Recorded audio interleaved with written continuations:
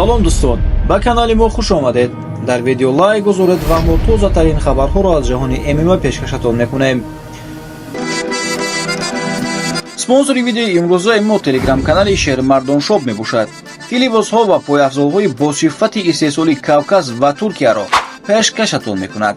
либосҳо аз матои қиматбаҳо ва пойафзолҳо аз чарму замши тоза мебошанд, ки доставка ба тамоми шаҳрҳои Русия ва Тоҷикистон доранд.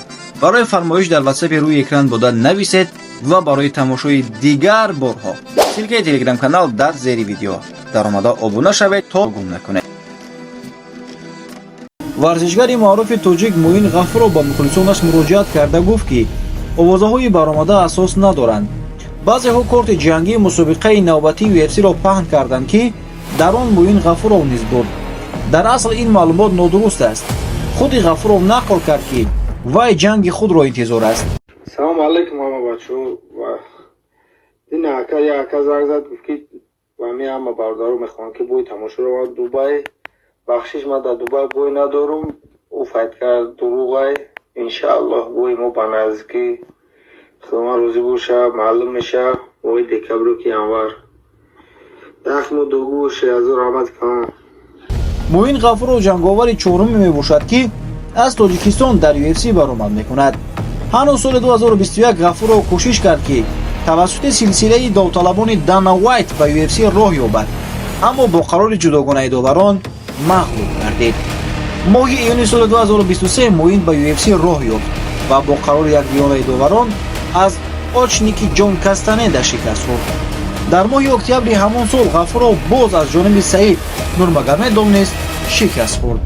дар моҳи июни соли 2024 аввалин пирӯзии худро дар лига бар зидди Хо Канг аз Корея ба номи худ сабт кард.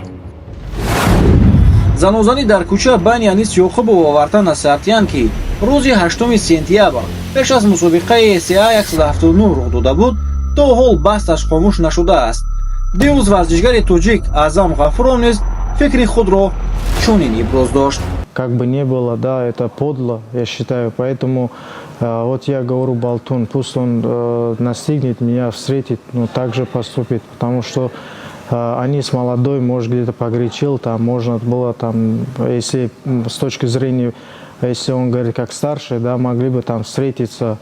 Также Анис извинился бы, да, за свои слова, и мы по рукам вышли, но нельзя так просто нежданут в его городе, потому что Анис не ждал такого исхода боя, потому что он молодой, никогда не было, то он не знает там улицу и так далее, да, и у него руки в кармане, так нельзя было. Или там даже если ты дал не жданул, почему тогда в контакт не пошел дальше, отошел назад, можно было дальше, потому что Анису держали, и он тоже также дал ему ответку, но знаешь, когда тебя не жданет, ты же не в порядке, поэтому я думаю, что они с 14 декабря в Москве он достойно его накажет из-за его поступки. Я думаю, что так будет.